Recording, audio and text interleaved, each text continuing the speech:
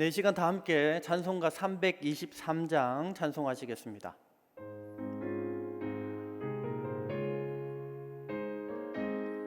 푸른 바다 나서니 몸, 푸른 바다 나서니 몸, 어디든지 가오리다.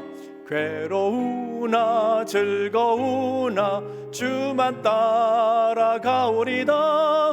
어느 누가 막으리까? 죽음인들 막으리까? 어느 누가 막으리까? 죽음인들 막으리까? 아골골짝 빈들에도 복음 들고 가오리다. 소돔 같은 거리에도 사랑 안고 찾아가서 종의 몸에 지닌 것도 몹시 드리리다. 종의 몸에 지닌 것도 아낌없이 드리리다.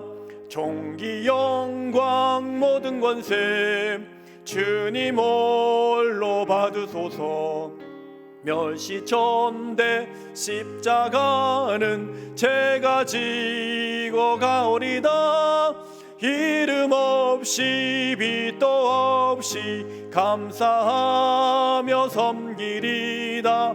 이름 없이 빛도 없이 감사하며 섬기리다. 아멘.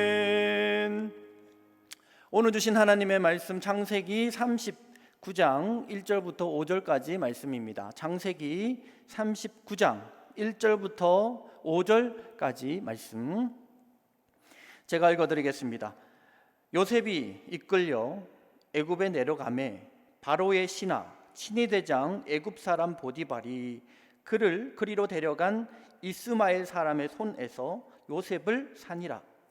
여호와께서 요셉과 함께 하셨으므로 그가 형통한 자가 되어 그의 주인 애굽 사람의 집에 있으니 그의 주인이 여호와께서 그와 함께 하심을 보며 또 여호와께서 그의 범사에 형통하게 하심을 보았더라. 요셉이 그의 주인에게 은혜를 입어 섬김에 그가 요셉을 가정 총무로 삼고 자기의 소유를 다 그의 손에 위탁하니 그가 요셉에게 자기의 집과 그의 모든 소유물을 주관하게 한 때부터 여호와께서 요셉을 위하여 그 애굽 사람의 집에 복을 내리심으로 여호와의 복이 그의 집과 밭에 있는 모든 소유에 미친지라. 아멘. 할렐루야. 오늘도 말씀 의지하여 믿음으로 행진하는 우리 모두가 되시기를 주님의 이름으로 축복합니다. 오늘은 요셉의 이야기를 함께 나누기를 원합니다. 창세기 39장에 있는 요셉의 이야기를 통하여서 정말 이 요셉을 통하여 오늘 주신 은혜가 무엇일까 함께 나누는 귀한 시간 되기를 원합니다. 여러분들은 요셉 하면 무엇이 떠오르십니까? 그렇죠. 요셉은 당연히 많은 사람들이 이야기합니다. 애굽의 총리 아닙니까? 또 다른 사람들은 요셉 하면 떠오르는 것이 그렇지요, 꿈의 사람 요셉 아닙니까? 라고들 말씀하십니다. 맞습니다. 요셉은 애굽의 총리로 하나님께서 위대하게 사용하신 사람입니다. 뿐만 아니라 요셉은 하나님께서 꿈을 허락해 주셔서 꿈의 사람으로 알려져 있지요.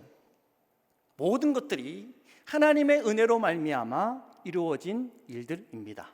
하나님께서 꿈을 주셨고 또 하나님께서 하나님의 그때에 애굽의 총리로 위대하게 사용해 주셨습니다.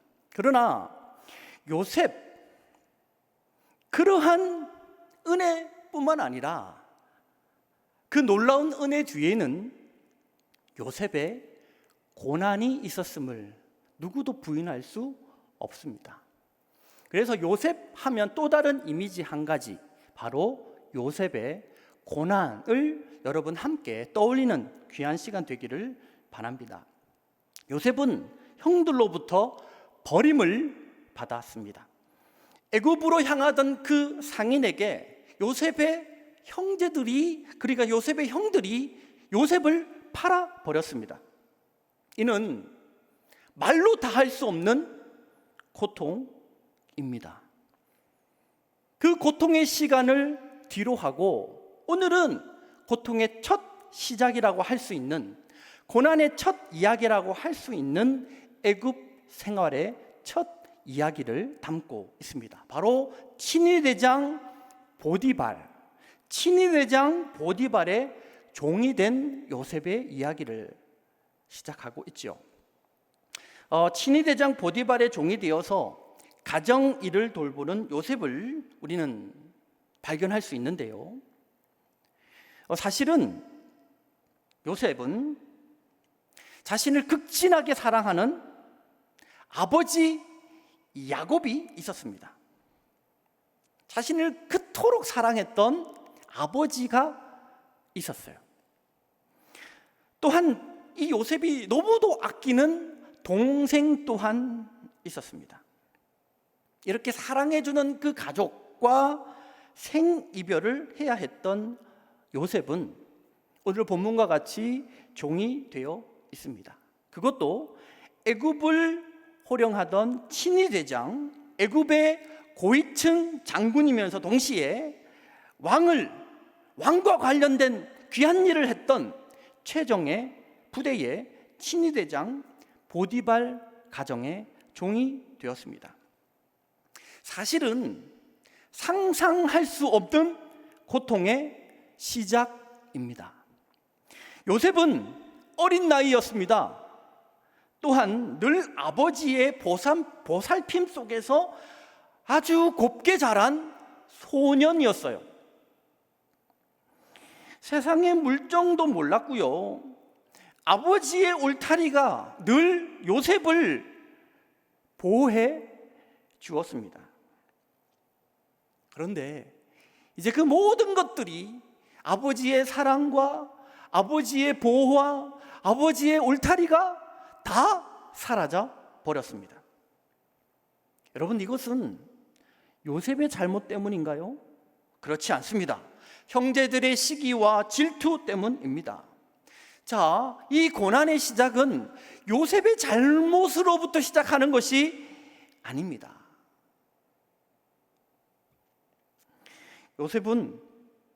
요셉의 입장에서 보면 너무 억울할 수 있지요. 너무나 억한 감정이 요셉을 잠식할 수도 있었습니다. 그런데 요셉은 그러지 않았습니다. 따뜻한 사랑에서 강제로 생이별한 요셉, 어찌 보면 그 가정에 있다 하더라도, 일이 많은 가정이라고 하더라도 어찌 보면은 일과는 좀 동떨어진 그러한 이 요셉. 그런데 이제는 아버지의 사랑도 전혀 없었고요, 이제는 늘 밤낮으로 일만 해야 하는 종의 입장입니다. 충분히 원망으로 가득 찰 법만도 한데 요셉은 그러지 않았습니다. 억울할 수 있고 악한 감정 투성이로 서 있을 수 있는 요셉이었지만 요셉은 그러지 않았습니다. 여러분, 더군다나 친위대장입니다. 친위대장 보디발입니다. 그는 군인입니다. 절대 권력을 호령하는 사람입니다. 엄격한 삶이 몸에 배어있는 사람입니다. 규율적인 삶이 익숙한 사람입니다. 어찌 보면 따뜻한 말보다는 무게감이 있고 제압적인 말이 더 빠른 사람일 수도 있습니다. 왜요? 그는 군인이기 때문에 그렇습니다. 그런 사람 밑에서 요셉은 종살이를 하고 있습니다.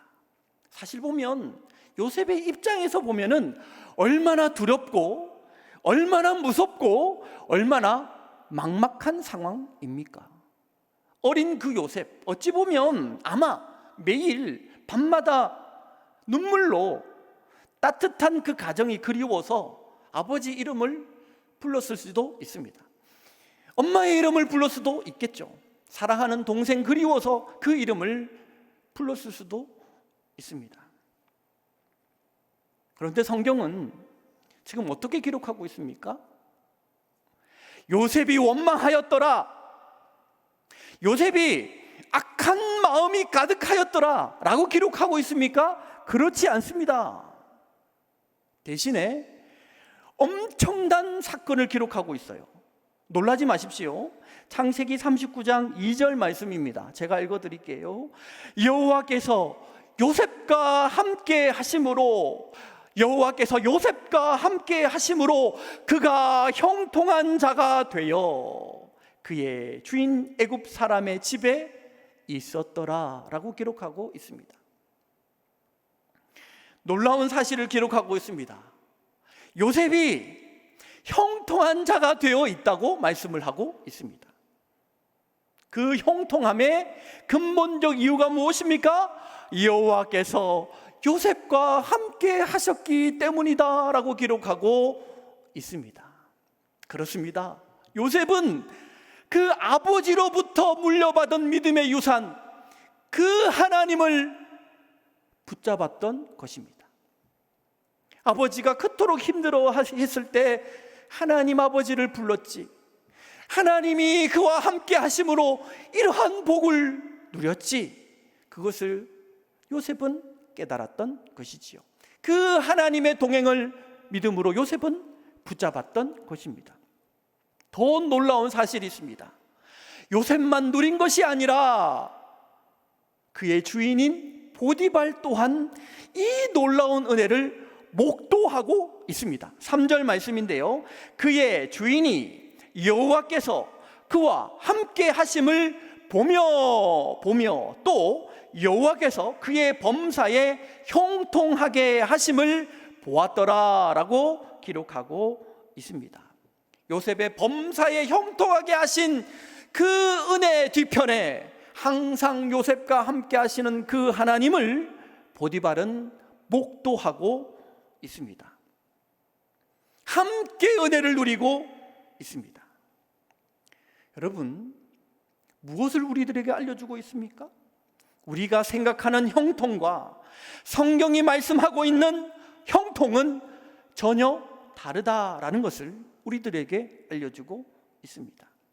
성경은 얼마나 요셉이 처절한 환경 가운데 있는지, 그것보다 더 중요하게 생각하는 것이 무엇인가, 얼마나 요셉이 하나님의 동행을 확신하고 있는가를 중점적으로 우리들에게 보여주고 있습니다.